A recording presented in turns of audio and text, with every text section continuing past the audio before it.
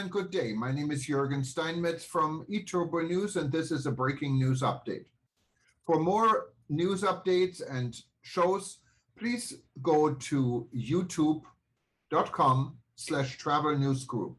youtube.com/travel news group.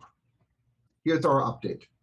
IATA, new Omicron restrictions impede air travel recovery.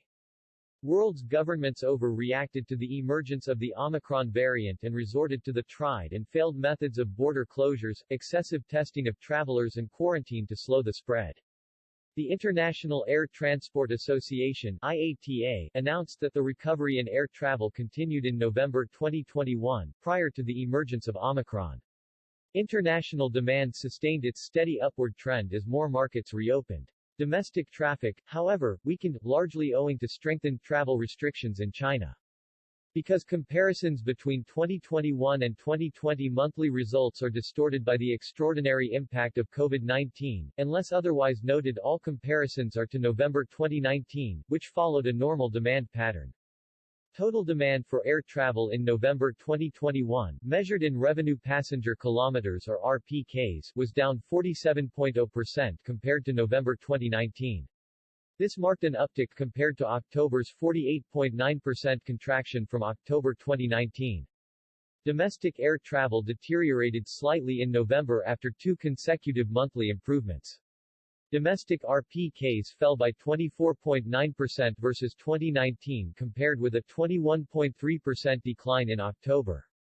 Primarily this was driven by China, where traffic fell 50.9% compared to 2019, after several cities introduced stricter travel restrictions to contain pre-Omicron COVID outbreaks.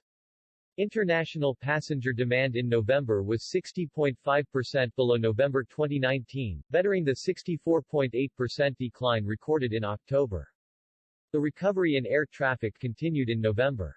Unfortunately, governments overreacted to the emergence of the Omicron variant at the close of the month and resorted to the tried and failed methods of border closures, excessive testing of travelers and quarantine to slow the spread.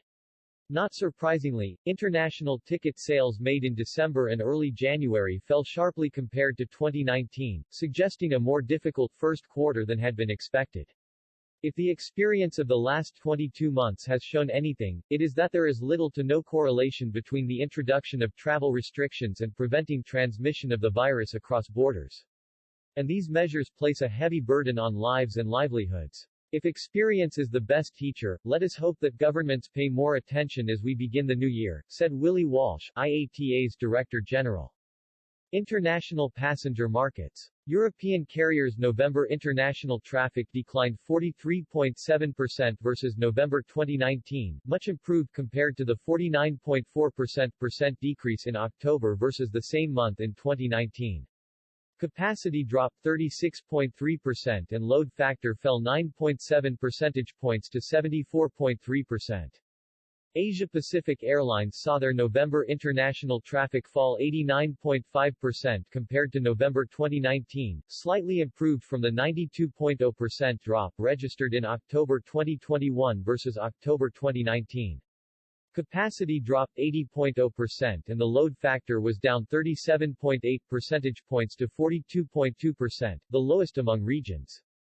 Middle Eastern Airlines had a 54.4% demand drop in November compared to November 2019, well up compared to the 60.9% decrease in October, versus the same month in 2019.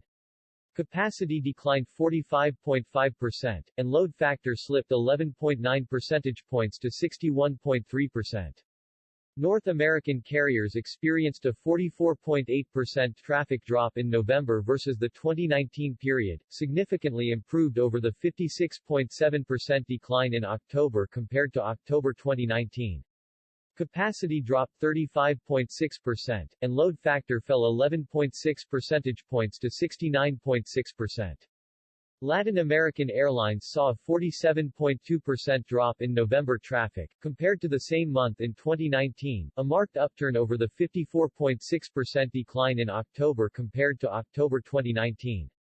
November capacity fell 46.6% and load factor dropped 0.9 percentage points to 81.3%, which was the highest load factor among the regions for the 14th consecutive month.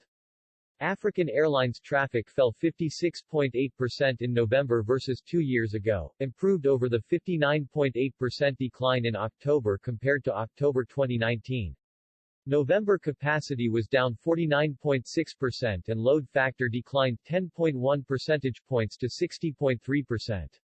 Domestic passenger markets. Australia remained at the bottom of the domestic RPK chart for the fifth consecutive month with RPKs 71.6% below 2019, albeit this was improved from a 78.5% decline in October, owing to the reopening of some internal borders.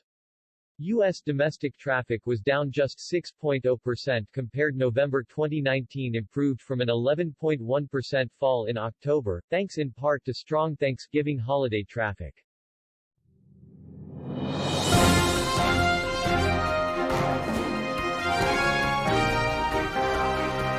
Thank you for listening to our news update. There's more on youtube.com/travel news group, or you can read us, of course, in going to our news portal at eTurboNews.com or travelnews.online.